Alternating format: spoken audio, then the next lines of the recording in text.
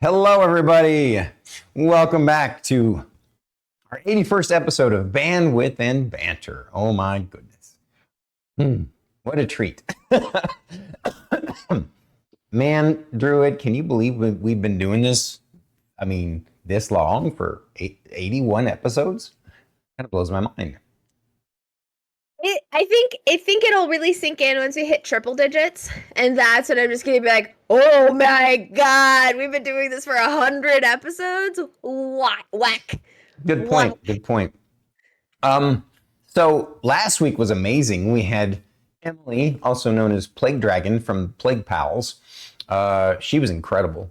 Incredible. Very talented, multidimensional, wise, radiant person, and just full of energy and life and funny. Mm-hmm. It was truly an honor to have her on the show. And honestly, I feel the same way about today's guest. I mean, I'm a little biased because he's a good friend of ours, but he also is a radiant, wonderful, and talented individual, and just a sweet person, and very entertaining streamer as well. So without further ado, everybody's best buddy, DangCletus, let's have him on the show. Why was that so good? Hi, friends. I really appreciate you coming today. Please, DangCletus, reintroduce yourself in your stream. So I am DangCletus. My stream is normally pretty just chill, playing some cool open world survival crafting games because that's the kind of stuff I love because my ADHD needs a lot of things to keep it occupied. So those games are the best for that kind of stuff. But normally I just try to keep a chill stream where everybody's welcome. We can talk, hang out, chill, listen to music, and you feel comfortable. That's what I am for, people to feel comfy. It's beautiful. Agreed. Right on. That's perfect. Well, are you ready to dive into these fun questions, sir? Absolutely. Let's go. All right. The first and foremost, the one that we always ask right off the bat, please share a boring fact about yourself. I have a glass of Metamucil every morning. Okay. That's interestingly boring. Yeah. Is that to just fiber? Yeah, just fiber. It keeps you regular. But also I've heard, and I don't know because I'm not a doctor, that it helps prevent colon cancer and stuff like that. So, Keeping you all fleshed out. Yeah, it's good. It's good for your body. Good for you. Poop is important, Tash. Poop is important, absolutely. Poop is absolutely important. How did you pick your Twitch name and what was the inspiration? Well, Cletus has been around for quite some time. The voice I've had since 6th grade.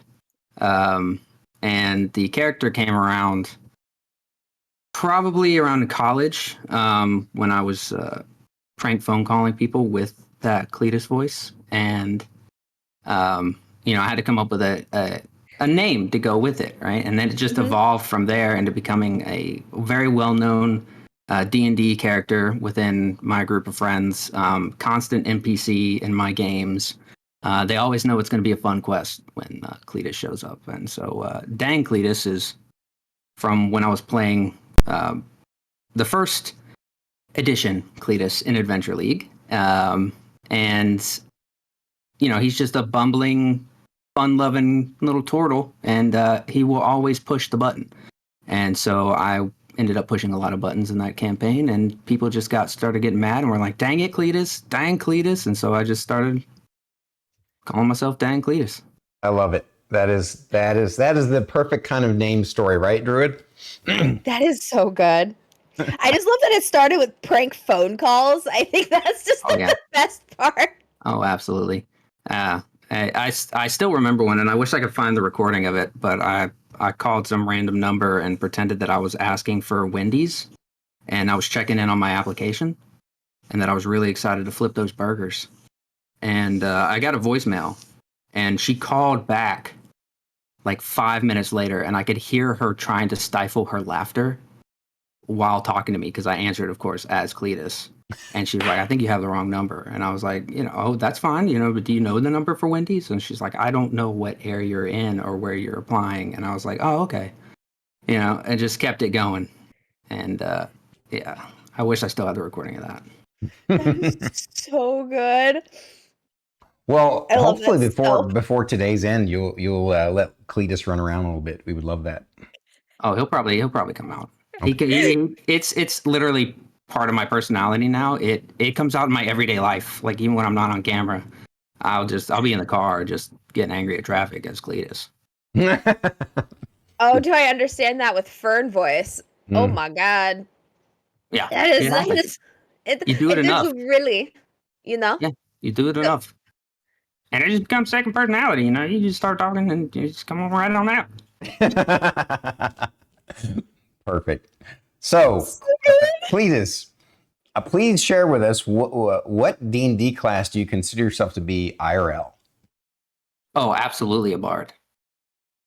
Absolutely a bard. 100%, hands down. There's no question.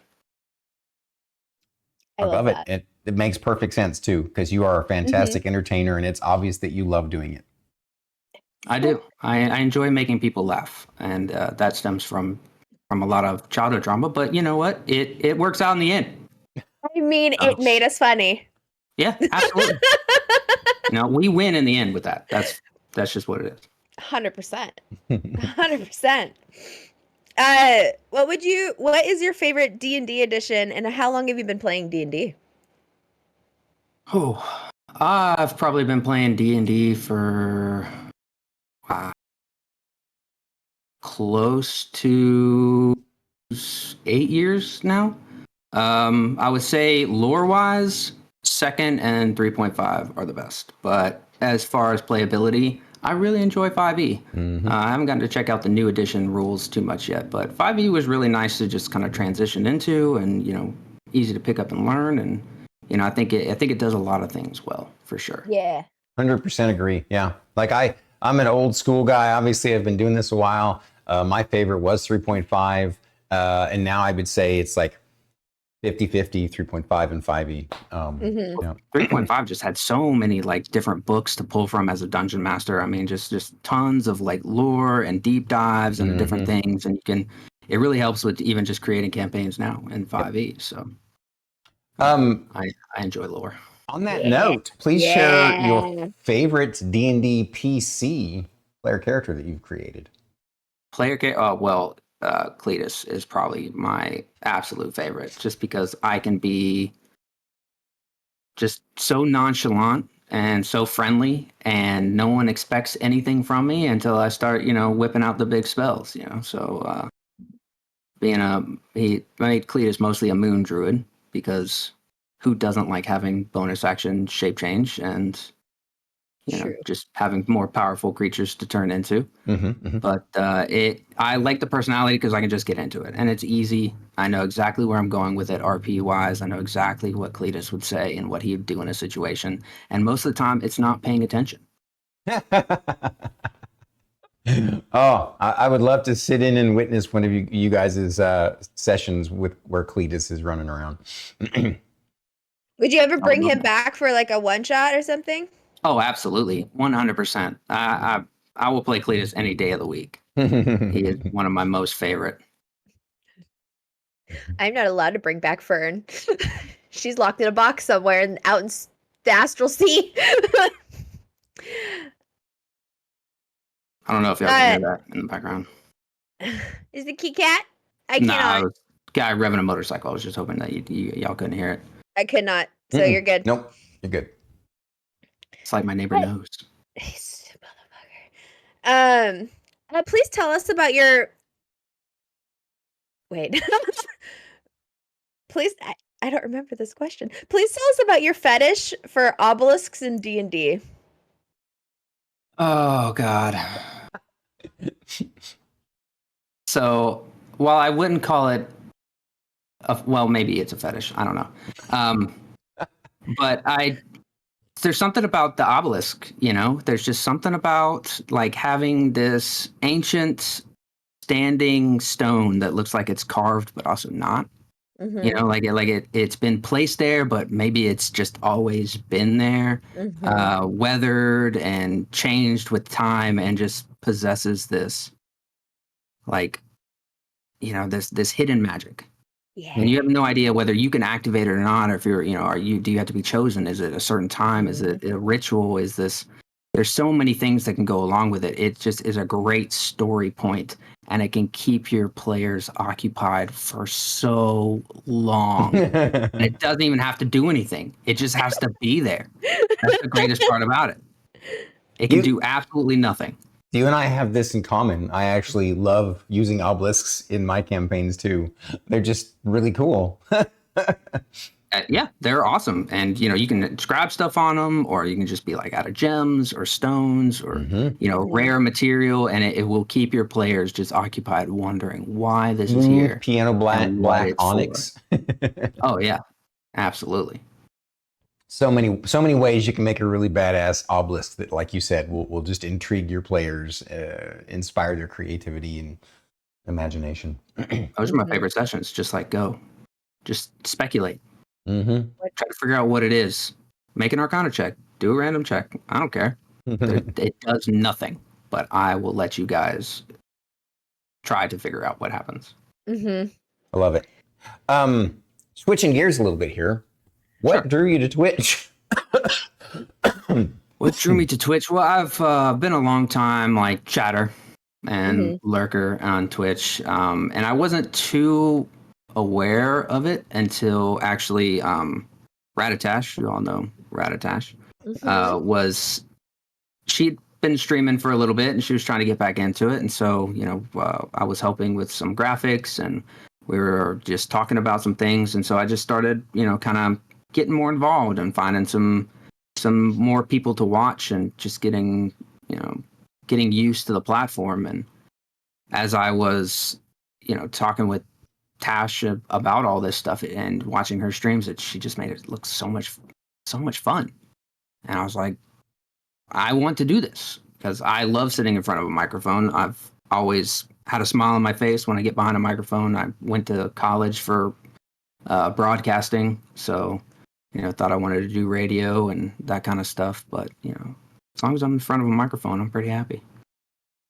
Well said, sir. What did friends and family think when you told them you planned on streaming? They were like, okay. Like, I don't know what that is, but okay. My dad will ask every now and then, so, you know, how's it going? I'm like, yeah, it's going good. He's like, okay. And then that's the extent of it. So yeah. I love that.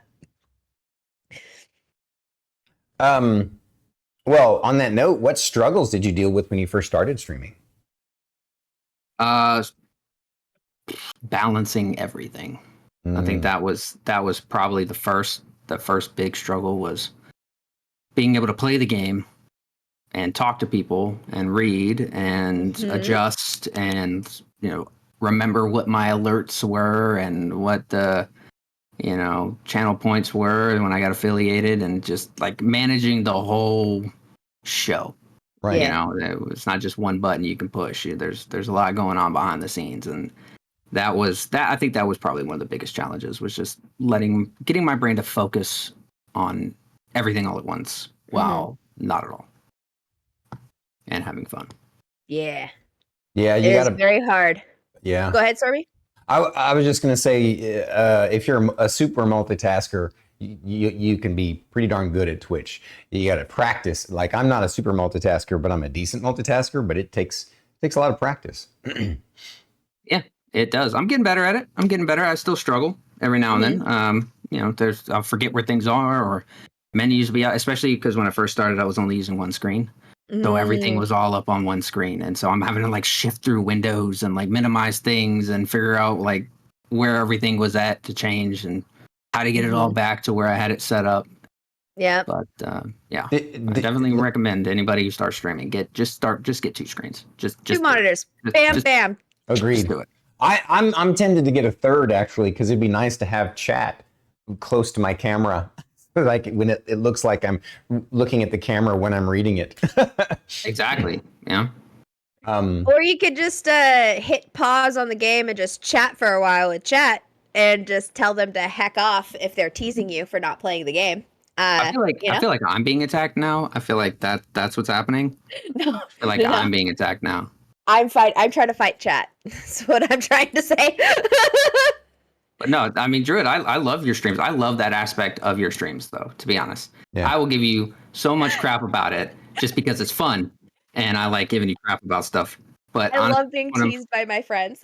that's one of my favorite parts about your stream, though, is that you have such an active, fun chat that people are constantly talking and making sounds and noises and, you know, just comments, and you're there just having fun chatting with your friends, you know, and it's Chaos Gremlin. I love it so much. It's so wild. I'm so lucky. I'm so lucky. it's just fun to be But there. I dare say DangCletus has a really awesome and interactive and fun chat too. I can't lurk in DangCletus's chat. I cannot.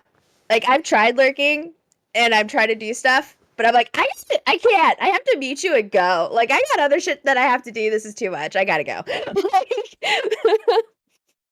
Me being the, ooh, this is so fun and shiny. I can't. So Yeah, I love my chat, and I try to give them a bunch of different shiny things to do. Like I love sound effects, so I've got all the sound effects that I can get because I personally love them. And if I could have like a switchboard, just hotkey buttons, which is different sound effects, I would. That'd be the entire stream. It would just be me playing sound effects.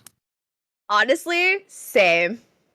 Honestly, same. That's why I have my emote only dance party, because it's just like all of the noises and we're all having a great time. It's so much fun. It is so great. It's a party.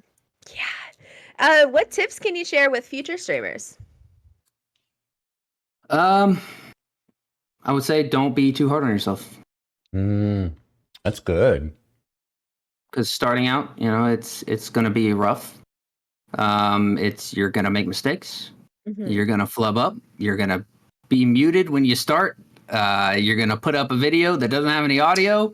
You know, it's just going to happen. You're going to mess up, and you can't be hard on yourself, because even pro streamers still make those same mistakes.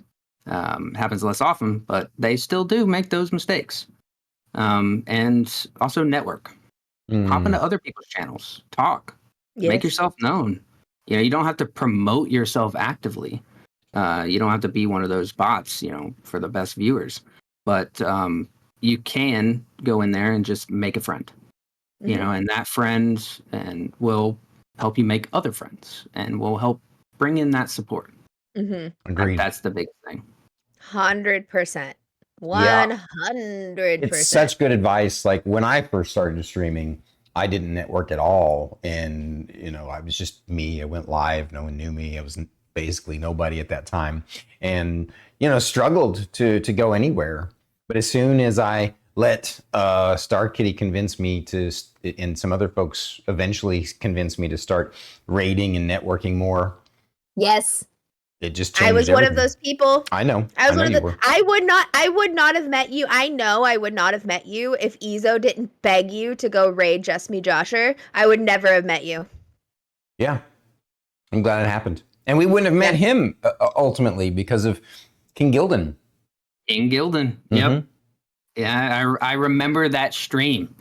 I remember that stream because you were playing Slasher's Keep, and we came in, and I was watching this game, and I was like, man, the graphics on this game look absolute garbage. But it looks so much fun. I need to play this. And I literally bought it like the next day. That's awesome. Yeah. That's awesome. Yeah. All hail King Gildan. Can we all have a moment of silence for King Gildan? Just send good vibes his way. He popped in my chat the other day. He popped into my chat recently for like my birthday or something like that. It was like seeing a unicorn. Yeah. It was like seeing a unicorn, like in real life. Like I couldn't believe it. I didn't think it was him. Yeah. When it happened, I was like, Wow. "There's no way." I miss him. So, DangCletus, what do you enjoy most about streaming? Everybody that I've met, because I've met some really awesome people, some really cool communities. I'm in so many Discords now; it's almost impossible to keep track of. Yeah. But honestly, I when I come home now, I play games with my streamer friends, with people that I chat with every day almost. I see them in all my other friends' streams, and just I love it. I love it. I love having online friends because you can just be like, hey, I gotta go, and then just disconnect, and you're good. There is no like long term, like my family, where we say bye like 50,000 times before we actually leave the house. So, you know, if you're an introvert like me and that social battery is getting low, you just be like, hey, look, I got to go to bed. Peace. And everyone's like, all right, bye. Yep. So, Yep. What is your favorite thing and your least favorite thing you've streamed? favorite thing I've streamed is, Valheim. That's one of my favorite games, and I need to get back into it. It was causing my computer to lag and crash a little bit, so I need to figure out what's going on with that. But that's one of my favorite games of all time.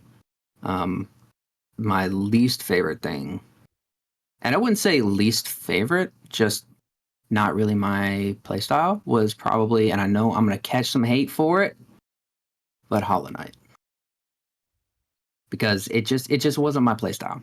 And that's just what it was. The art amazing. I loved it, but the actual play style of the game, I just couldn't get that passion. You know, I couldn't get the passion for it. Like, I know I've got a good game when my hyper focus sets in, and I'm like, all right, I need to know everything about this game.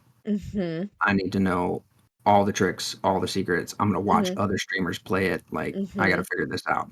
Yep. But Hollow Knight just didn't have that pull for me. Yeah. Yeah. But you either love it or you don't. Yeah. That's how I felt about Ori. Ori's beautiful, but I cannot platformer. I cannot do it. Platformers are hard for me. I'm not a big platformer game. I need a lot. I need a lot to do, you know, and I'm not a good gamer. Like, I'm just not. Like, if you come to my stream to watch good gameplay, don't. Because it's not good gameplay. It's just me messing around, clicking buttons, and hoping that I don't die. Yeah. But I'm having fun with it, and that's what matters, to be honest. Right on. Speaking of video games, what is the first video game you ever played? Oh my gosh. The first video game I ever played was probably Super Mario Brothers for NES. Ooh. A platformer, ironically. Yep. And I was terrible at that one too. But it came with Duck Hunt, and Duck Hunt was pretty awesome because I got to see that dog laugh at me when I messed up. That little shit. So, and it had the cool gun. I had the cool like NES gun, you know, where you could shoot at the screen. Right. Cutting edge technology. Cutting edge. Absolutely. Nintendo nailed it. Yeah. Good job, Nintendo. Didn't know Rage until I met the Duck Hunt dog. Yeah, exactly, right? Yeah, the Duck Hunt dog. Oh my gosh. Duck Hunt dog. We understand that you are a Lord of the Rings lore master. Please demonstrate this and share how and why you have this obsession. So, a Lord of the Rings lore master. I mean, it just depends on what you want to know. You know, that I think that's the key. I can pull random tidbits out of my brain. What's the most obscure thing you can think of off the top of your head? The most obscure thing I could think of off the top of my head. Or an obscure thing, not necessarily the most. An obscure thing. Well, one thing that that a lot of people don't know unless you've read the Silmarillion was how influential and how important songs actually are, and the art of song in Lord of the Rings is. In fact, the whole world was created through a song, and it was the discordance of that song which actually was created by I believe it was Melkor, who became basically the master to Sauron. And he kind of went in because he was like, you know, screw you, Dad, and your song. I'm gonna make my own music, and he did, and that's what they think sort of created like all of the dark places in the world where the things like Ungoliants, the giant spider that drank the light from the trees of the Valar. That was like one of those things that was kind of suggested that was created during that discordance. OG Blaze asks, what's your favorite character from Lord of the Rings? Oh, definitely got to be Gimli, first of all, because it's a dwarf and I love dwarves. Yep. Absolutely. Hands down, it's Gimli. So how and why did you get so passionate about Lord of the Rings? Because I live in a fantasy world, and or at least I would like to. And being a writer as well, or trying to be a writer in my free time, that's the granddaddy fantasy book. That's where so many other things have spun off and stemmed from. And you sort of need to know the history of the genre that you're trying to write in. Yeah. Because it's going to keep you from stepping on and plagiarizing other people's work, but it will also give you the inspiration to do something new and great. Yeah. Dungeons and Dragons was inspired by Lord of the Rings. Exactly. In fact, they had to change the names from Hobbit to Halfling. Yes. Because the TSR, or because of the Tolkien estate. Switching gears a little bit again, how did you get into graphic design, and how long have you been practicing? I've been doing graphic design probably since MySpace. When you could edit your own profiles and put stuff down, like have cool little hearts dropping. I learned a little bit of code and would like create some cool things. But mostly it's just been sort of I did a lot of marketing for audio and video, like production. And so you kind of need those graphic design chops to create some graphics and lower thirds and things like logos and, understanding how transparency works, how vectors work and things like that to make your videos better. Right. So you're not just, got an image of your logo with a white background on your video there. Like no one wants to look at that. I want something crisp and clean. And so that just sort of got it. And now that I work in a print shop with my family, I do a lot of like graphic design work and have the tools available to just sort of play around and learn. And that's how I learn best, is just kind of deep diving, jumping in, getting my hands dirty. Sorry, my phone's going off here. And learning that way. I've never been a good book learner or like video learner. I've got to get in there and just do it. I'm the same way. I totally get it. I love that. Shout out to all of your artwork, and shout out to the emotes that you make for people. Fantastic stuff out there. I love it. If you have a DangCletus created emote, if you could just throw that in chat for me, I would love to see them, by the way. I have one. I have a couple too. Yeah, I love making emotes for people. They are fantastic. And it's my way of showing support, because I can't always subscribe to everyone that I want to subscribe to. Yes. But if I can make you an emote, even if I can't always use it because I can't subscribe, but it's just my way of being like, hey, I appreciate you as a content creator, as a person, and I appreciate all the work that you put into it, and I wish I could support you monetarily, but I can't. So here we all is have our something budgets for your stream. Yes, we all have our budgets. We all have to do what we can, but emotes are just an easy way when I'm having a slow day or just messing around and creating something fun. I'm like, oh, I know who would like this, or I'll get an inspiration of, oh, I know exactly what streamer will want this, and it's just use it or don't. That's up to you, but it's been made for you. So. It's so great, and I love it so much. They are exactly Blaze. So shout out to you for all of your amazing artwork that you do, and we all love and appreciate you so much for them. They are fantastic. I appreciate that. Bring me so much joy.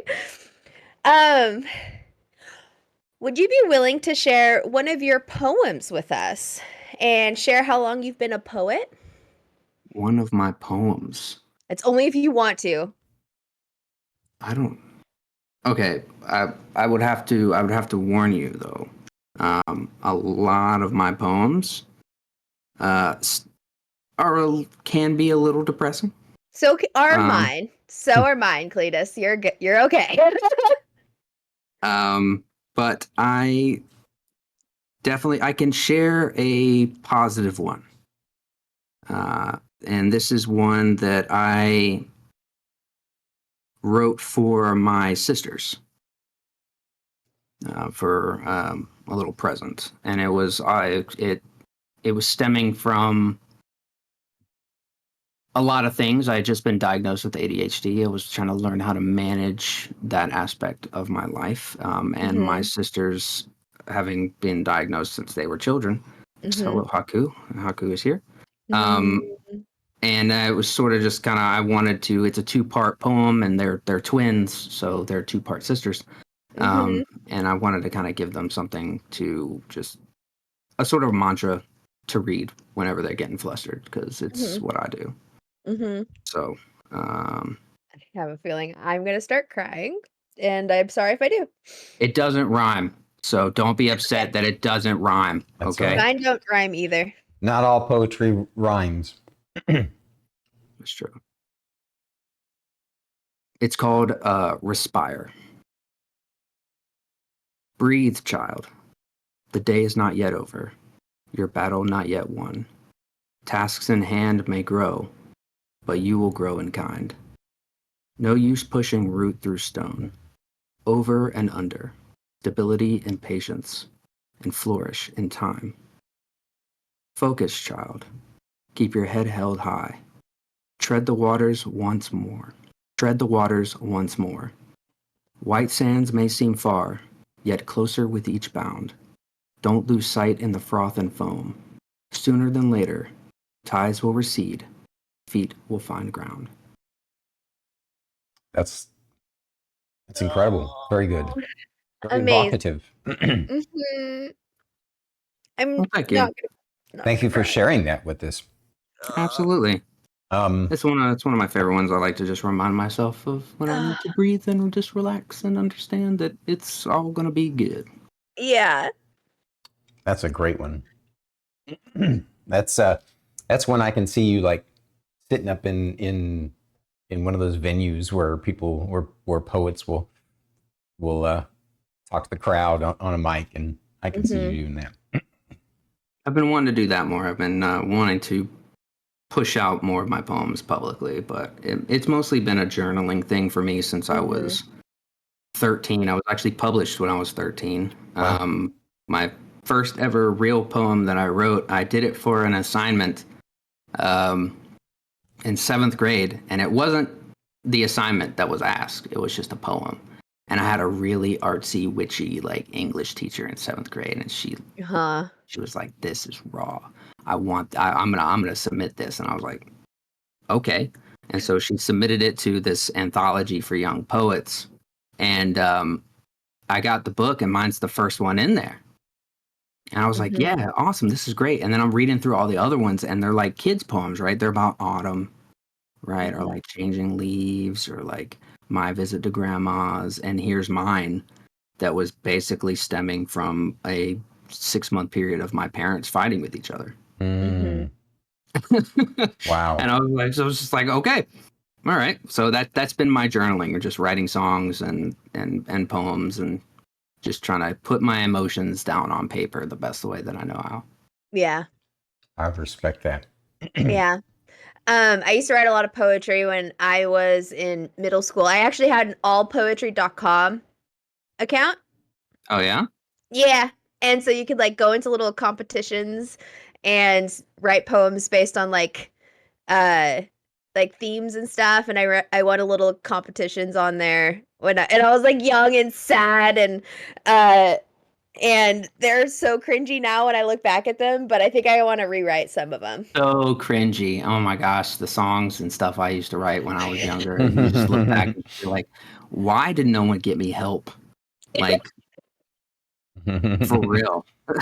For real. Like, because my stepmom found my poetry account and was just like, the poems you write are And I'm like, how did you find them? What no. How did you find the journal hidden under my mattress? No way. Please How'd you do that? don't. No. But amazing. Thank you for sharing. Oh, of My course. heart's so I love it. My heart's so full. I'm gonna try not to cry. I think that's the lighter maybe one. this, I always have a. excuse me. Maybe this next question will help you pull out of that. So it's a fun one. I understand you're a. Sorry, thank you. I understand you're adept at bookbinding. Can you share one of the journals you created and how you got into that hobby? Yeah, actually, I have one right here. It's just a paperback. Actually, I have two right here. They're not my best ones. But I've got this one. I don't know if you can see that with just little That ribbon is binding. uh-huh. As well as a little paperback book that's got all my notes in it from where I'm writing things down and book ideas and stuff like that. But it's got cool little like frayed edges. I don't know if you can see that because the camera's a little wonky. But yeah, I was trying to bring money into the shop. I was trying to do something new, and I was trying to. I was like looking at all this equipment that we had in the back, and I was like, "What can I do with this? What can be done?" And I just started looking at like cool paper, like parchment tone paper, and I was like, "Oh, this would be a really, really cool like book or journal or something." And I'm always buying notebooks and never filling them, but I'll still continue to buy them. And I was like, "Well, I can save myself some money, and I'll just learn how to make my own." And so I did. And I've brought in a good bit of work for the shop with that. So I'm thankful that I did learn that. I don't get to do it as often as I wanted to, but I did bind a series of children's books that were pretty interesting. So Cool. Yeah. Wow. I also was like looking into bookbinding and stuff, and I was just like, this looks so much fun. I would love this so much. And I just didn't have the space at the time. But technically It takes now a lot I of do. work. It takes a lot of work. There's a lot of work that goes into book binding. It really is time sensitive and like God, it takes so much time. But I did a deep dive into that as well. I hyper focused into it and learned like the lore of bookbinding and whatnot, because I have to have lore. I have to have history to like dive into a hobby or a subject, because I just want to know more. And if there's not anything else for me to grab from, I get bored with it. Yeah. So.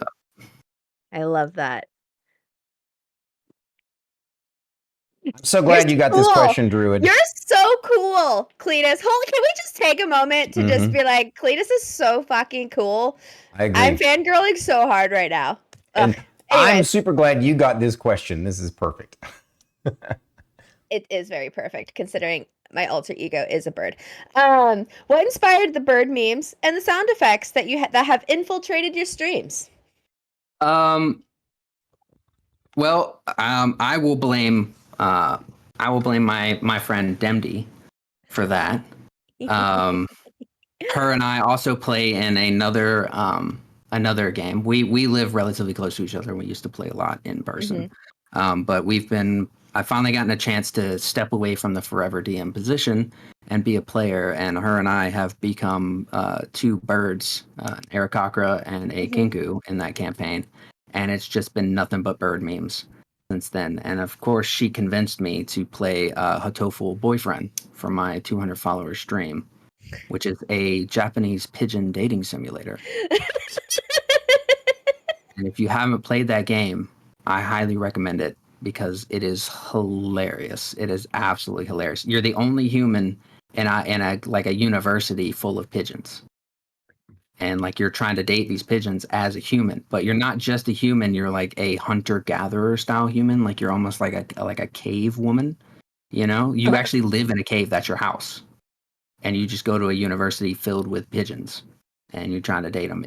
It's hilarious. So for that stream, I started finding all the bird sound effects and bird memes that I could, and just trying to like theme it. And I made custom graphics for it to match the game. Like I do with every other every other game that I play. And some of them just stuck because they were so funny and people were just playing them all the time. And I was like, all right, I got to just keep them. And it's a memento from that stream, from that milestone. Mhm. You know, so I like hearing it because it's like, it reminds me each and every time I hear it. It's like, all right, I'm not doing too bad. Not doing too bad. Nice. Not doing too bad. Nice. All right, we're moving into switching gears a little bit again to the last three kind of fun questions of the primary interview, of the main interview, before we open up the floor to the audience. This next question is always kind of fun and interesting. What is the weirdest sleeping dream you have ever had that you're willing to share? The weirdest sleeping dream? Okay. Yeah. This was a weird one. And I don't know where it stemmed from, but I have a lot of I've been out of college for a long time, but I'll still have dreams about like being late for class. And so I was on college campus and I had just gotten out of class and I was feeling really good. And someone said, "Hey, they got pizza over there." And they were pointing and it was like all the way across campus. And of course, like in Dream World, campus is 20,000 miles, long. And so it's like, oh, that's cool. I'll get there, and just started jumping. And I was like Mario double jumping across campus, right? Landing in front of this small little house. And it was a frat house, which, I was never part of a frat, but they were like, it said free pizza. And I was like, this isn't a trap at all, but I want some free pizza. And so I went in there, and we're all chowing down, and people are coming in. They're handing out plates of just like the biggest pepperoni, slices that you think would be imaginable for a pizza. And then all of a sudden, they just like cartoon style, just like rip off like masks and clothes, and now they're FBI agents. And they got the glasses on, right, with the headpieces and stuff. Like they ripped off their cargo shorts and their t-shirts and their Birkenstocks, and now they were just in like full 3-piece like FBI Men in Black suits. Oh, And man. And like we got them, and I was like, what happened? Like I'm just like mouthful of people. I don't know what happened. And then I woke up, and it was the weirdest dream because I didn't know why I was in trouble and why the FBI would use that tactic, and why aren't they using that tactic? Because it would work. Entrapment. If Chris Hansen can use cookies, the FBI can use pizza. That's all I'm saying. Entrapment with pizza. I love it. That's a unique one. Thanks for sharing that one. Sure. I'll talk about anything on my stream. I'm an open book. Absolutely. You okay, Drew? Yes. Okay. She's typing in chat. I'm snagging. She's answering people in chat. She's Yeah, putting I'm the snagging. links up. No, not yet. Oh, snagging questions. Gotcha. Yeah. Because the next question is hers. I'm gonna change it up a little bit. I would like to redeem Cletus voice for this answer, and I want you to answer in Cletus voice if that's okay. If you could be any superhero, which one would you choose and why? If I could be any superhero, I don't know. I mean, I guess I'd either want to be Spider-Man, right? Because you across the city, right? You could do so many cool stuff with that. I mean, that'd be great. Just sling. Can you imagine just Cletus like slinging through like New York City? But I don't think I would be a good superhero. I don't think I would be bad either. I don't think I'd be a villain. But I definitely would swing by and steal somebody's pizza, right? If they're just walking around, or find like a delivery driver and just take a slice, and no one would know. But then that would get the delivery driver in trouble, and I'd feel bad about it while I was eating that pizza. But also pizza, so I can't feel too bad about it. That's pretty good. Or the Wonder Twins. I'd have to have another one. I don't know who'd want to be a Wonder Twin with me, but I want to be that guy who can't turn into anything cool. He just turns into like water things, like a bucket of ice.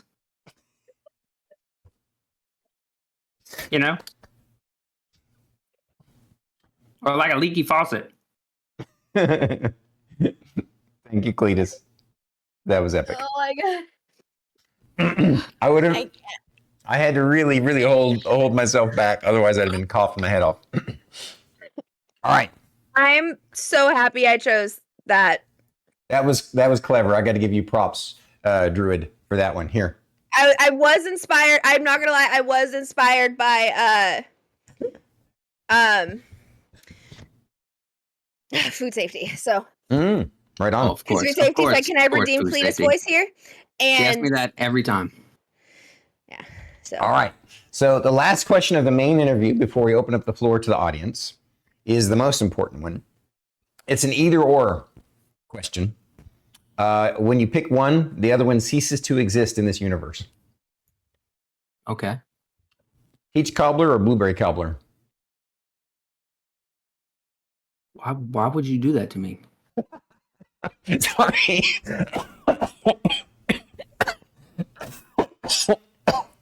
That question has like serious consequences. Like, I don't even know. Well, I would have to say probably I'd go with peach cobbler.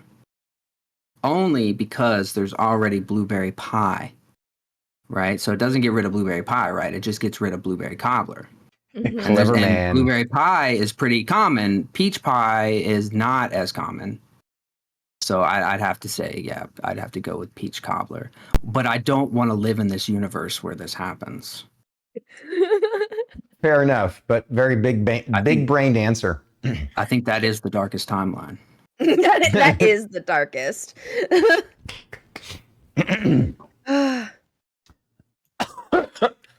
Alrighty, so chat, feel free to add your questions. I'm saving them so we can, Before we do ask that, them. though, guys, please.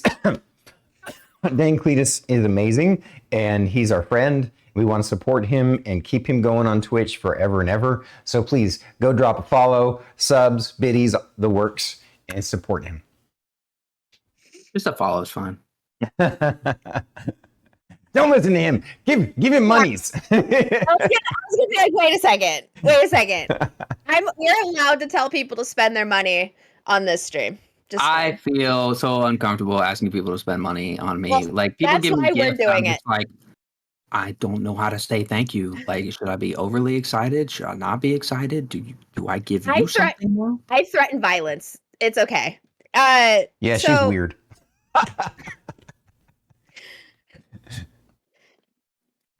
Yeah. You said biddies, not what I heard. I mean, you could. That is a payment always accepted. Just sharing biddies with the tea. Is that what you're saying? Yeah. I think that's what is being implied. Mm-hmm. And if so, my DMs are open. I just flashed the camera when the money goes. I love you, Ryan. Right. And yeah, they can be anybody's. It doesn't matter. I don't discriminate. Yeah. Go for it. I'm remembering the time that I told chat on Jotun's channel to go send him like anime. I think it was anime butts or something like that. I don't even remember what I told them to send. And he's just like, why am I getting DMs of anime people? And I'm like, not me. It wasn't me. I wouldn't be complaining. Oh, look at the kitty. He crawled up on your shoulder. He wants some loving. He's not getting enough attention. What's the kitty's name again? This is Haku. And he is my needy, spoiled little child. Good. As he should be. Mm-hmm. I had a couple of questions already saved from, because we had so many wonderful questions. It has to be asked in a very specific way. Try again. B-Bog asks, why are you so weird, bud? Why are you so weird, bud? I knew that's how he'd respond. I knew it. Yep. I mean, I don't know. I'm just weird. Like I said, it comes from like not caring anymore about like what people think about me. I mean, I still care a little bit, I'm not trying to like, get super embarrassed out there, but it does take a lot to embarrass me. I would say, just because I stopped really caring, because I'm gonna do me, and if I'm embarrassed, I'm just gonna think about it for the rest of my life in silence over the next couple decades. But no one else will know about it. Little So fun fact: when something embarrassing happens to, and I say something ridiculous, it plays on repeat in my head for a couple of days, and then Oh, I have mine. to just be like, you know what, it's fine. I still think about stuff I said like 10 years ago that I'm just like, ooh. Yep. It pops up, and then it pops up randomly. I have to it festers for like a week, and then I can like extend it where it's like every couple of months it pops up, and I'm like, oh god. Exactly. As long as no one brings it up, then you're good. Like, it's fine. It's just, I'm gonna think about it for a while. well, But this is something So- different to think about. Be bobbin. Sorry, be bobbin. So really quick, read this. I know. I got it. Okay. The second B-Boggin, I'm going to actually, B-Boggin asks, when are you coming back to Canada for a visit so I can make you chicken nachos? yes, I'm specifically going to Canada for B-Boggin's chicken nachos. And I think we're planning next February, January, around that area to finish off this Pathfinder campaign. Nice. But also for B-Boggin's chicken nachos, because for some reason, every time we are playing games, he is making chicken nachos. And the fact that I cannot come over and like enjoy those chicken nachos makes me mad. And he won't mail them to me either, which also makes me mad. I wonder why. I mean, he could at least try. That's all I'm saying. I mean, he I could would. try. I would. He could try at least. But I get it. Shipping rates from America to Canada are ridiculous. Atrocious. Mhm. So It's awful. I get it. Yeah, just want at least an attempt,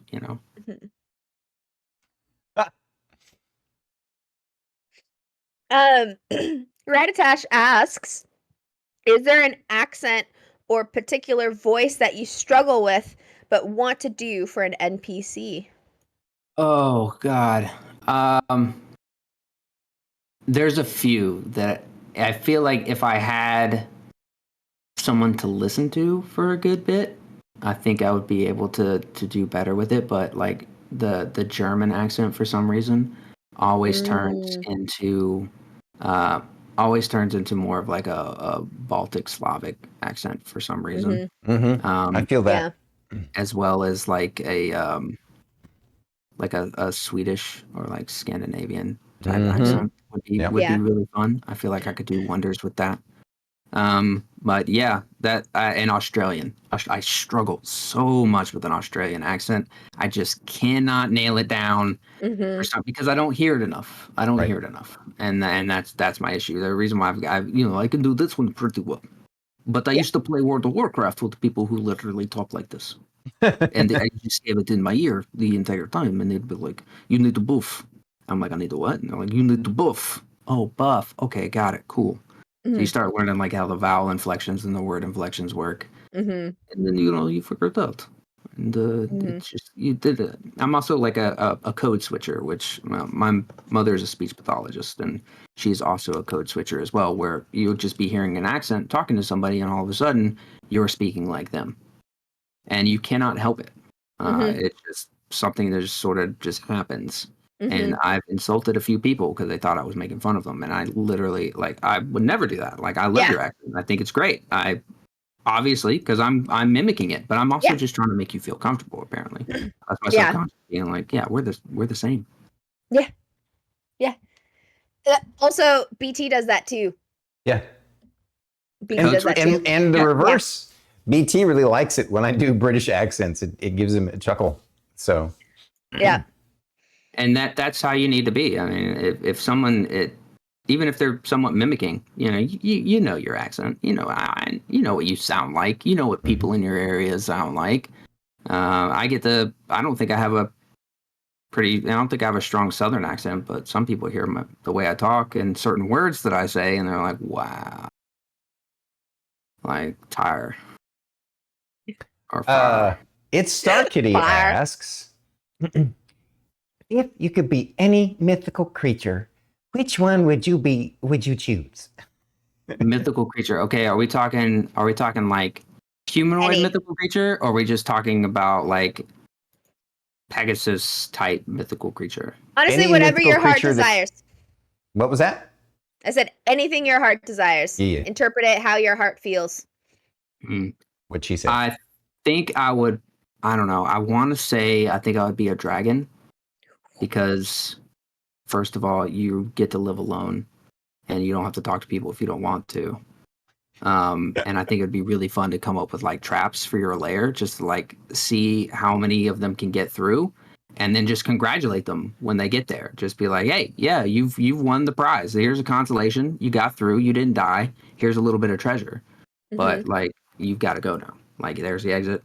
Or like do a game show and just like host a like surprise game show for adventurers that would come into my lair and be like, "All right, you can pick 3 doors. Which door are you picking?"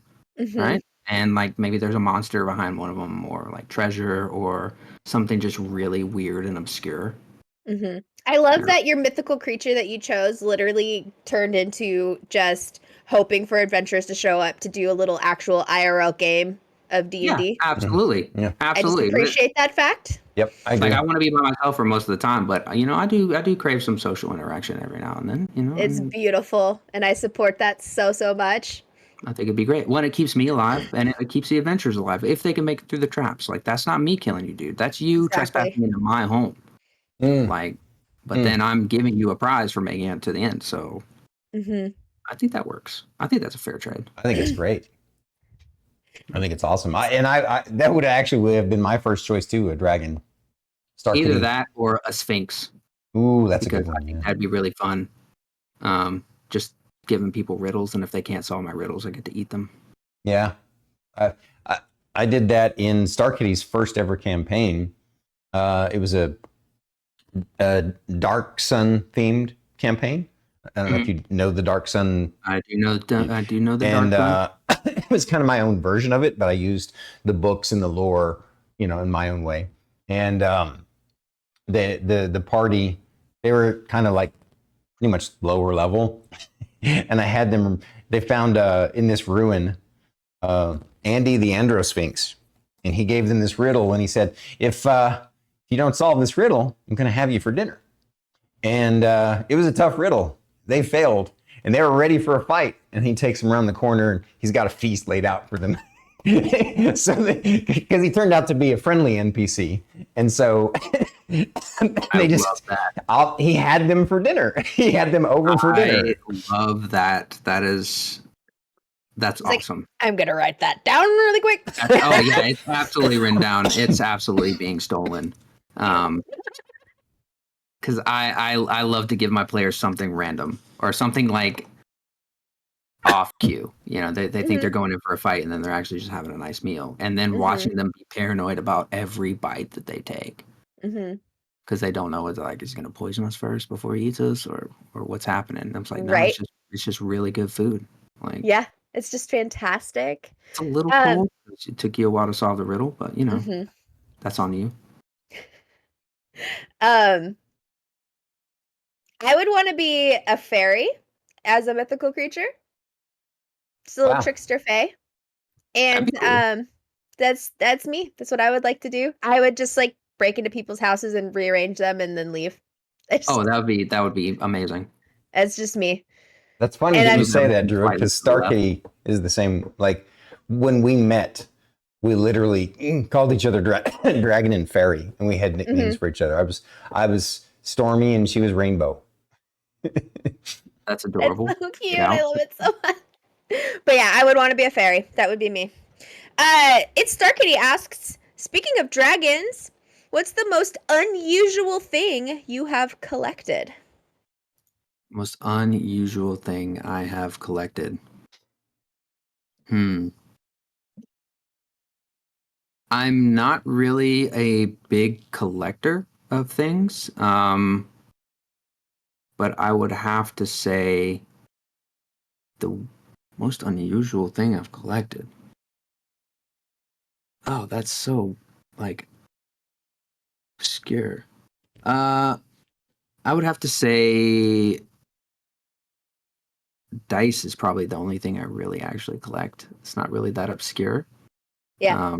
But it's pretty much the only thing that I'm like, ooh, shiny. I need this. Oh, coffee cups. Yep, coffee cups.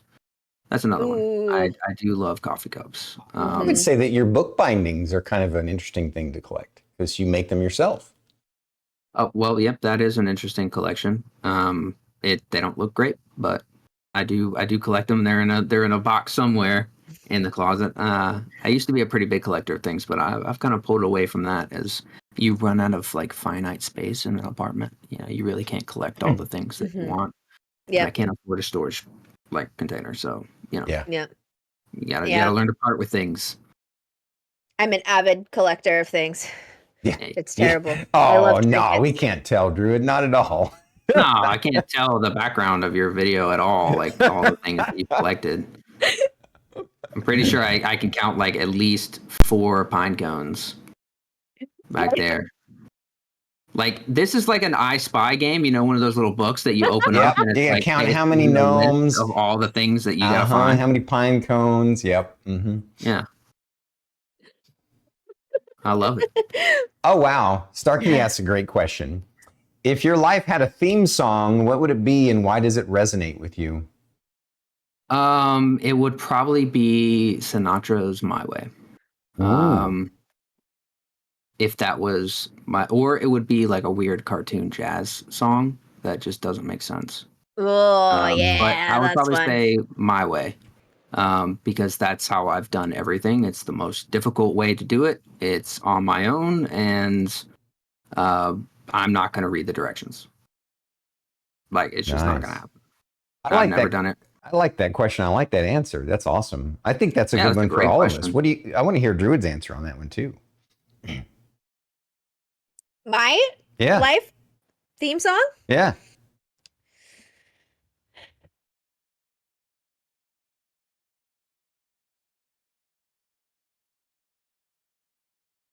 Well, hold on. I have to look at my Spotify. Hold on. All right. While she's doing it, I'll share mine. Mine is kind of a tie between 2 different songs. One is "Carry On My Wayward Son" by Kansas. It's my all-time favorite song. I can listen to it on repeat and not get bored of it. It always inspires me and makes me feel good. The other is the O Fortuna in the Excalibur movie from 1977. That's the moments. There are a couple of moments in the movie where they do that, and I have this start to my stream that uses it, and I just love it so much. It makes me feel fired up and inspired. It's a great epic song. Absolutely. I have an entire like Spotify list that's just like it's like villain music. And it's just all classical music in like minor keys, and it's for like when I want to write and like get into the mood, because I'm just like, yeah, I feel like I'm scheming at this point, and that makes it way more fun than just writing normally. Like now I'm doing something, now I'm plotting, I'm planning. Did you find it, Druid? Yeah, I have 2 as well. For how happy and positive and light I feel often, I'm actually just deeply sad a lot. And the 2 songs right now are "Runaway" by Aurora and "Don't Cry for Your Daughter's Eve" by Lydia the Bard. Yeah. You'll have to share those with us on stream one day. I am also a sad boy at heart, and that's why I love sad boys so much, because I'm also a sad boy. No, that's great. Like sad songs can be fantastic. Sad songs can be cathartic, when someone else hits that emotion that you're feeling. Oh. Okay, I'm not a big fan of Jelly Roll, but the one song is the song "Save Me" by Jelly Roll. Makes me cry almost every time I hear it. It's so ugh. I also love. Isn't that such a great song, Sinfred? It's so good. Do you have any questions for us, by the way? If you have any that you can think of and you want to ask, we'll be happy to answer them while we wait for a couple more from the audience. Questions. I don't think I have any questions besides, do you guys know what you might be doing for your 100th episode? I don't know. Actually, I was Mm. about to. I have a couple of suggestions. Actually, I feel that's I feel like maybe you 20. should interview Stormy. Oh, We That's actually cool. have actually, one of our first episodes was an interview with Stormy. However, we haven't done that in a while. that's an Maybe. interesting idea. I'm looking right now to see if we already have, like we have a lot of people in the queue. Yeah, Let's because see, this he's is 81, 82, 83, 84, 85, 86, 87, 88. Okay. So yeah, we could definitely, wait. 89, 91, 93, 94, 90, 95, 96, 97. Okay. Looks like it's open. We may have to. I think that's an interesting idea. We could do a slightly longer episode where we interview each other, Druid. It's true. That's true. And then we could get questions from the community for each other. We could do a secret interview to each other. Oh, that'd be fun. Oh yeah. It's Starkitty asks if you could have an unlimited supply of one thing for the rest of your life, what would it be? I already have an answer. Wow, an unlimited supply. Does money count? Right, that'd be great.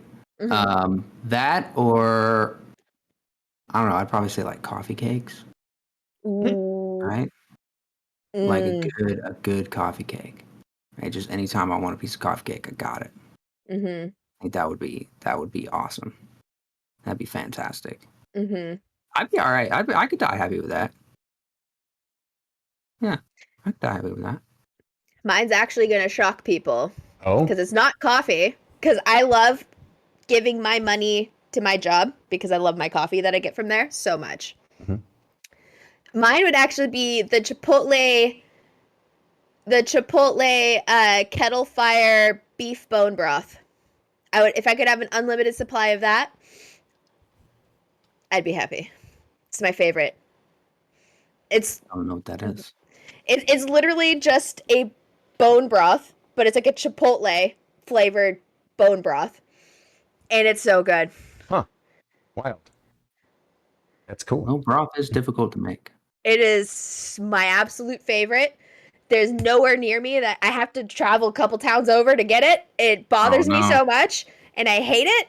And it is my absolute favorite, the kettle fire. I honestly Chipotle can't beef answer bone broth. that. I don't. It's a combination of, like, I don't know what I would pick, and choice paralysis, because there's so many things that you could choose. First thing that comes to your head. Just first thing. Nothing. Cough drops. Hey, asshole. I'm kidding. It's mean. I love you. I'm sorry. I know. We got to pick on each other. It's all right. That was a good one. I almost did that to myself. I was thinking cough drops, and she said it instead. Hey, cough drops are expensive. They are. I really, So he's they been- get good ones. I wish I didn't he's have been- to have the cough. I don't care about Mhm. cough drops. I just don't want the cough. All right. I guess I'm just gonna have to say I'll get back to you guys on that. Fair enough. Attached Star Kitty question. asks, No, going let's go back Brad. to your My Way. Oh, did I jump ahead? Yep. Start Ratatash. Oh, if you can, Radatash asks if you, if you can instantly master any skill, what would it be? Any skill. Wow. That's a really good question. If I could instantly just master any skill, I think it would be dancing. Because Ooh. I can't dance. Well, I can, but I dance like Elaine and Seinfeld. It's just like a bunch of little kicks. It's like a mix between Elaine and Seinfeld and like that like super old dude at the wedding. that's just kind of like moving his shoulders, but like not, he's like trying to get into it, but he's just not comfortable enough to like get on the floor. Yeah. I think that would probably be what I would do. Cause I always watched dancers and like break dancers and like really like just talented dancers out there just look like they're having the best time. Like they're just having so much fun, just getting into the groove. Like they're in their own little zone, and like I just cannot get out of my head enough to be that comfortable. Yeah. And it seems very intimate too. Like when you're dancing with somebody like that. I think I would enjoy having the confidence to be able to do that. So yeah, definitely. Yeah. Yeah, White Seer Gaming. Yeah, old dude at wedding right here. And the guy like still holding his beer, just kind of like bobbing his head and his shoulders, so that he's grooving and he can hear the music and he can kind of keep time. But I'm not gonna get out there on the dance floor. It's just not unless I've had like a bunch of beers. Yeah, I also can't dance, so you're good. So somebody who like grew up in like ballet and shit like that, I cannot. So how about you, Druid? What skill would you instantly want to learn? I would actually want to learn how to sing. That's my a good nana, one too. my nana is a fantastic singer, and I think that would be super cool to learn how to sing, to be able to just do that instantly. I think your chat would probably want, like you to learn how to sing too. Oh, I would really have to work on my mic settings then.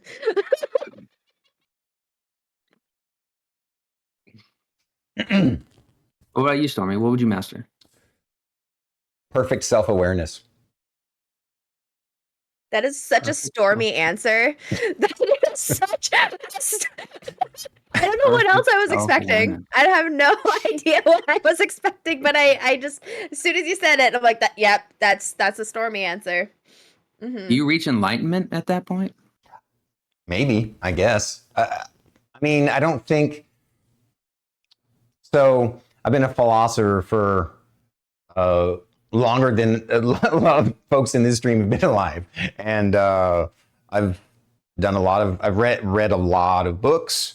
Went to college got a philosophy and humanities degree. I went and traveled in India, and I've learned a lot of things. And one of the wisest things that I came to the realization of is that it's a saying. It's a wise saying from a wise man, and that is, before enlightenment, carrying water, chopping wood. After enlightenment, carrying water, chopping wood. And it basically means that enlightenment isn't some sort of ascendant, where you transform into some energy being. It'd be great if it were. I love the mysticism of that. That would be cool. But the reality is, enlightenment is just, once you have mastered enough skills to be able to, exude true compassion, right? And understand that we're all connected, and to be as open and connected and loving as possible. And those are things you have to practice every day. It's like, Absolutely. Absolutely. I'm a big fan of philosophy as well. Yep.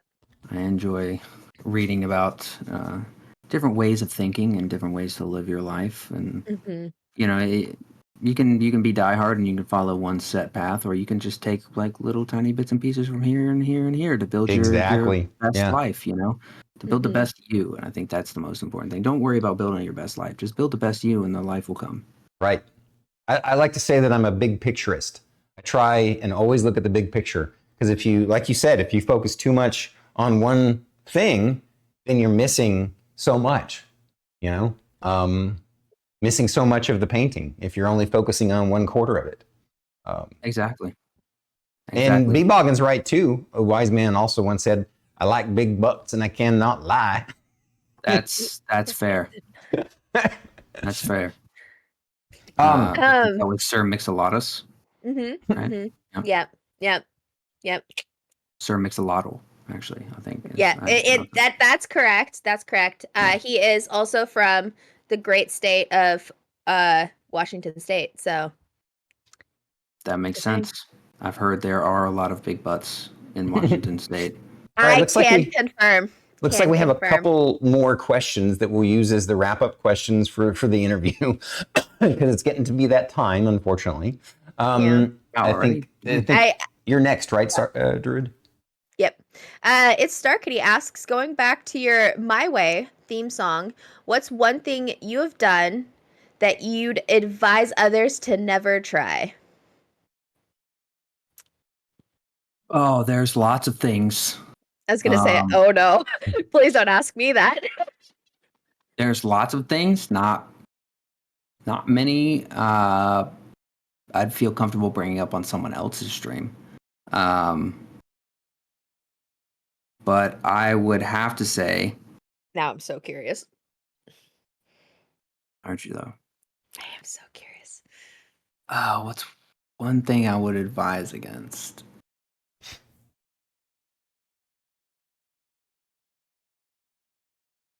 I would advise not driving on the beach until your four-wheel drive has been fully enabled. That's really good advice.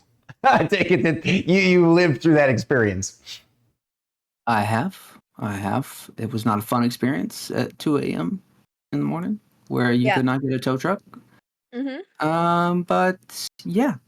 So that I still think about. That's one of those moments that I still think about to this day. Mm-hmm. Over 10 years ago, Mm-hmm. where I'm just like, yep. Mm-hmm. And Also, haven't driven on the beach since. Also, if you're gonna sneak out of your house to go to the beach, you should check the tides.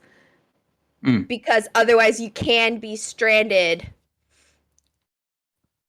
and have to go through the water at midnight. Yeah, by yourself. That's a very good one. That's another really good one. So don't do that. That is not fun. So our point is just stay away from the beach. Night. That's the overall message. Just avoid the beach. Mine is not a beach one, but it does include sand. Oh no. My advice would be, if there's a large sand pit next to your driveway where they're building a second driveway and haven't filled it in with cement yet, this feels don't jump off the back of the truck and try and fly like Superman, because you'll probably break your arm. Oh. That's a good one. Yeah. That's a good one. That is also a very good one. Yeah. So Starkitty asks, adding on to my last question, what's the most important thing you've learned from a failure? Important thing I've learned from a failure. It's not the end of the world. I think that's the biggest important thing. It doesn't matter how you fail. It doesn't matter what you fail at. It doesn't matter that you failed at all, except that, you learn something about yourself. You either learn something about the situation that you were in, or you learn something about yourself, whether you are capable of it, whether you're capable of it now and you can work towards achieving to being able to, make that a success, or is it something that's just not going to be in your wheelhouse and there's no point in getting frustrated over failing because it's not for you. I think everybody has specific skills and they're really great at these skills, and you can learn new skills, but sometimes there's things that we just can't do individually. Yep. And you can try as hard as you want, but you're just going to become discouraged if you just keep trying and failing and failing and failing. And sometimes you have to understand that moment that it's okay. Nothing is going to change about you as a person. Nothing is going to make you less of a person if you just say, okay, this is something that I cannot do, and I'm going to move on to the things that I think I can do. And just understanding that will make your life a hell of a lot easier. Right. Like. And it's about, how much passion you have for what it is. I mean, to a certain degree, right? Like if it's something that you're struggling to learn, but you love it and you just love learning it, then that's something you might want to consider pursuing. But like you said, there are some things where it's best to go, you know what, I'm not really enjoying the learning process to get better at this. And so I'm just going to go spend my time elsewhere. Yeah. Why force yourself to do something that you don't enjoy? If you have a passion for it, absolutely keep trying, keep failing, keep going, because every failure, you're going to learn something better. You're going to learn a new technique that's going to get you closer to that success. But if it starts getting to the point where it's dragging on your soul, where you dread the very idea of getting started on it, then just accept that may not be for you. Yeah. At this time, you can always come back to it later. Just at this moment in time in your life, that just might not be something that you are going to have the energy to accomplish. And you can focus it on, and that allows you to open up your time and your energy and your effort into focusing on things that you can get done. Well, that was wonderful wisdom from our friend, the streamer, DangCletus. To wrap things up, though, can you share words of wisdom from Cletus? Words of wisdom from Cletus. Okay.